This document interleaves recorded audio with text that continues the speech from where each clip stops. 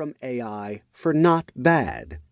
Those who rally around the former want to use the new tool that we call artificial intelligence, more on this soon, to create a positive social impact. This means doing things like creating AI that aids in educating people in developing countries, or identifying alternative sources of energy, or lifting people out of poverty. These are all noble goals, and the people who pursue them are to be applauded. AI for not bad, on the other hand, concerns itself with avoiding ethical pitfalls in one's pursuit of one's goals, whether those goals are ethically admirable or ethically neutral. For example, if you're creating an AI to read the tens of thousands of resumes your organization receives, that is a fairly neutral goal when it comes to ethics. You'll receive no great moral praise for your efficient dispatching of your task. But if you do it in a way that leads to, say, systemically discriminating against women and people of color, that's a bad thing. The AI for not bad people want to ensure that bad stuff doesn't happen in the development, procurement, and ultimately the deployment of AI, whatever your purposes happen to be.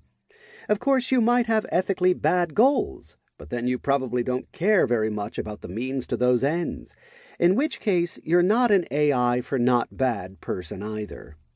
Put slightly differently, AI for not bad is about risk mitigation, ethical risk mitigation. And when it comes to AI, there are loads of ethical risks that need mitigating. Plenty of companies have already learned this the hard way. An Uber self-driving car killed a woman. Regulators are investigating Optum Healthcare for creating an AI that recommends doctors and nurses pay more attention to white patients than to sicker black patients. Goldman Sachs was under investigation for creating an AI that sets credit limits for its Apple Card lower for women than for men. Ultimately, Goldman was exonerated, but not before a round of negative press.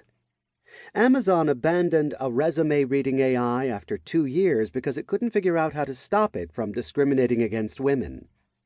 Facial recognition companies have faced bans by cities across the country and a raft of negative press. Northpoint created AI software that systematically discriminates against black people in determining risk ratings for crime that affected judges' sentencing and bail decisions. Facebook, well, there's just a lot there. The list goes on. And what one sees is that ethical risks are not only bad in themselves, or more specifically bad for the people who are wronged by the ethically disastrous effects of AI gone bad, but also pose significant reputational, regulatory, and legal risks.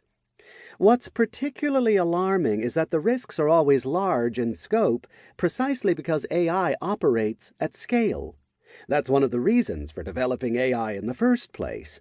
It does tasks in mere seconds that would take humans hundreds of hours. It can do a lot of calculating, fast. That means when an ethical risk is realized, it never affects just one person. Rather, it affects the massive set of people with whom you deploy it.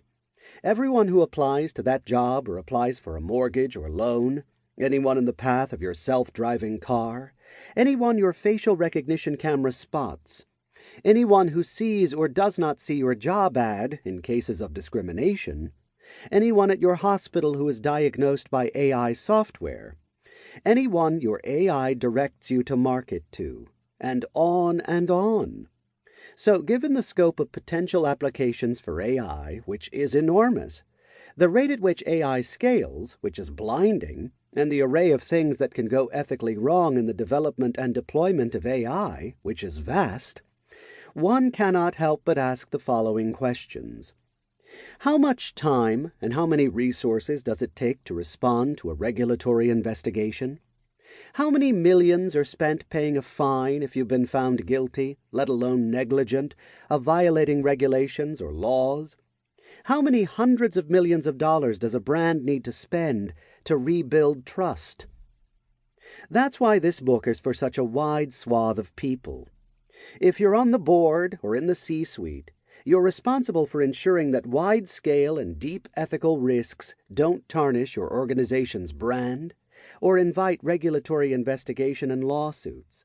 If you're a product owner or manager of an AI team, or you're an engineer or a data